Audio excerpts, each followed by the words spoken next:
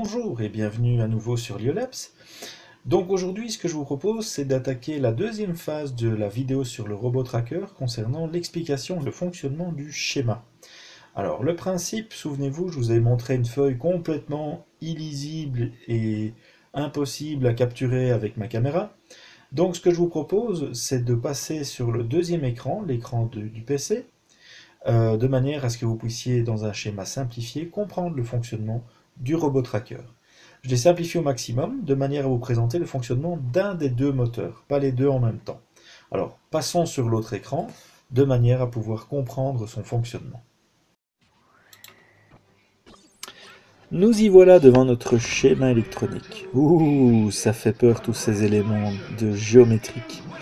Alors, écoutez, moi ce que je vous propose, c'est qu'on essaie d'expliquer ce fonctionnement étape par étape, module par module, de manière à pouvoir tout simplement comprendre le fonctionnement logique du circuit.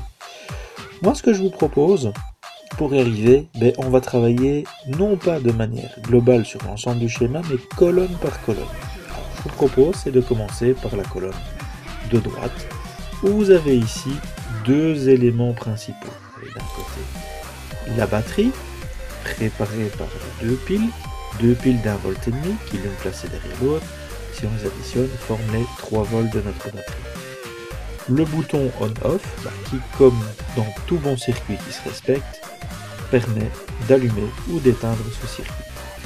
Jusque là, rien de compliqué et on a compris l'une des colonnes du système. Passons à la deuxième colonne. La deuxième colonne est composée à nouveau de deux composants. Le premier qui est une résistance, le second qui est une diode électroluminescente. Un mot bien compliqué, une petite ampoule de couleur.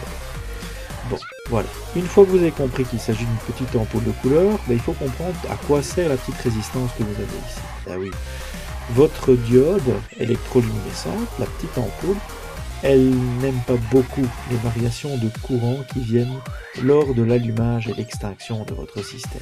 Et donc, qu'est-ce qui se passe? Pour éviter, pour protéger votre petite lampe de son bon fonctionnement lors des surtensions et des sous-tensions, ou des variations de courant trop importantes, on vient placer une petite résistance. Et comme son nom l'indique, cette résistance, elle va venir résister lorsqu'un courant viendra à ses bornes. Et donc en résistant, elle va faire chuter le courant, et en faisant chuter le courant, elle va venir protéger votre diode qui est ici. Je vous expliquerai un petit peu dans une autre vidéo ce qu'on appelle la loi d'Ohm, de manière à vous faire comprendre la différence entre tension, courant, source de courant, source de tension, nous verrons ça dans les détails. Alors donc globalement, si on regarde ces deux colonnes, à quoi servent-elles? C'est tout simplement, je commute l'interrupteur et j'allume la petite lampe qui est là. En fait, le fonctionnement est très simple. Et comme tout appareil électronique que vous avez chez vous, quand vous l'allumez, généralement il y a une petite lampe qui s'allume pour vous dire attention, l'appareil est sous tension. C'est tout aussi bête que ça. Nous voilà déjà à avoir compris les deux premières colonnes. Alors, la troisième colonne que nous avons ici est parcourue par différents composants. Tiens donc, regardez déjà cet élément-là, une résistance et une diode. Ça me rappelle étrangement ce que nous avons vu à la deuxième colonne. Oui, c'est un petit circuit qui permet d'allumer une lampe. Oh, allumer une lampe, quand est-ce qu'on allume la lampe? Vous voyez qu'elle est mise directement en parallèle avec un petit élément ici qui est un moteur. Oui, c'est le fameux moteur qui va permettre de faire fonctionner la roue, la faire avancer et faire se déplacer votre robot tracker. Alors, pour le moment, qu'est-ce que vous voyez ici? Vous avez un petit composant que nous développerons, que nous expliquerons un peu par la suite. Je vous expliquerai ça un peu par la suite. C'est pas bien compliqué. Pour le moment, vous voyez-le comme une simple ligne droite. Cette ligne droite, qu'est-ce que vous avez? C'est très simple. Quand vous allumez le circuit, la petite lampe pour dire que le circuit est sous tension s'allume. Et vous avez ici, à ce moment-là, votre moteur et la petite lampe associée au moteur qui s'allume et votre circuit avance. Si c'était juste ça, en fait, votre robot, lorsque vous l'allumez, il filerait tout droit. Il ne chercherait pas à essayer de détecter un circuit.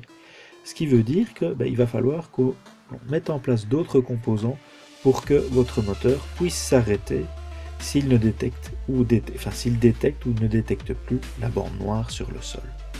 Alors, pour ça, on va poursuivre l'étape du schéma. Ce que je vous propose, pour simplifier les choses, on va partir tout à gauche cette fois. Et qu'est-ce que l'on retrouve? Ne prenez pas en compte cette partie ici, vous retombez sur une résistance et sur une photodiode. Oh, à nouveau une petite lampe qui s'allume. Ben oui, souvenez-vous, je vous ai expliqué que pour que le robot tracker puisse détecter la présence ou l'absence de bande noire sur le circuit, il devait impérativement être soumis à une lumière. Ben, c'est justement la photodiode dont on vient de parler. Et à côté de ça, ben, vous avez une photorésistance. Et cette photorésistance, il en existe de deux types. Vous avez des photorésistances qui augmentent la valeur en ohm, donc la valeur de résistance, lorsque celle-ci est soumise à une lumière. Et d'autres photorésistances ont leur valeur de ohm, de résistance, qui diminue lorsque la lumière est présente. Mais on va prendre le pli ici de fonctionner comme si la photorésistance augmentait sa valeur en ohm lorsque celle-ci est soumise à de la lumière. Bon, ça veut dire quoi? Ça veut dire que les deux colonnes que vous avez ici, la colonne là et la colonne là, globalement, c'est votre capteur de lumière. Et je vous avais expliqué que votre capteur de lumière, si j'arrive à le dire, on pouvait modifier sa sensibilité lorsque l'on faisait varier une petite résistance variable à l'aide d'un tournevis. C'est l'élément que vous retrouvez ici sur notre schéma. Vous voyez que celle-ci est traversée par une petite ligne. Cette petite ligne, c'est le symbole du tournevis que l'on peut tourner qui va faire varier la sensibilité. Donc qu'est-ce que l'on a là? Votre capteur qui émet de la lumière. On protège le fonctionnement de la lumière par la présence d'une petite résistance. Cet élément-là, on en parle juste après. Vous avez la sensibilité de votre photorésistance qui peut varier à l'aide de la petite résistance variable que vous avez là. Et il ne nous reste plus que ces éléments-ci qui va servir à quoi? Si vous regardez un petit peu, c'est tout simplement de venir piloter l'ouverture ou la fermeture de votre robinet. Et comment on va commander ça? Tout simplement en fonction de ce qui va se passer au niveau de votre photorésistance. Et oui, pourquoi? Parce que votre système va en fait tout simplement envoyer du courant vers ce petit élément qui est en fait un amplificateur, qui va venir amplifier le courant de manière à pouvoir faire commuter ou pas votre robinet pour venir alimenter votre moteur. Comment ça marche? On va essayer de comprendre. Alors, le circuit est allumé, la lampe est allumée, le petit robinet se met en position tel qu'il était préalablement, donc soit le moteur se met à tourner, soit il ne se met pas à tourner. Comment va-t-il changer de position? Tout simplement, la lampe va être allumée, votre photorésistance va recevoir plus ou moins de lumière, et souvenez-vous de ce que je vous ai dit. Je vous ai dit que, du principe dans ce schéma, que plus la lumière est importante, plus la résistance est importante. Et si la résistance est importante, elle va s'opposer au passage du courant. D'accord? Et que va faire le courant? Si ceci est vraiment une valeur importante, le courant aura difficile de descendre dans ce circuit. Et que va-t-il faire? Plutôt que de descendre, il va venir rentrer dans votre circuit de commande de votre robinet. Et en amplifiant la chose, qu'est-ce qu'il va faire? Il va venir ouvrir le robinet et faire que votre moteur tourne. Donc, tant que la lumière est présente, la photorésistance est importante, on passe par le circuit d'amplification qui ouvre le robinet et qui fait fonctionner votre moteur.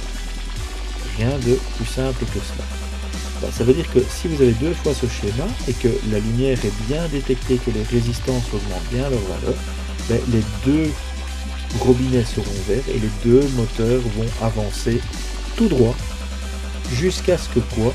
Que l'une des deux photorésistances ait sa valeur qui varie. Et que va-t-il se passer dans ce cas-là?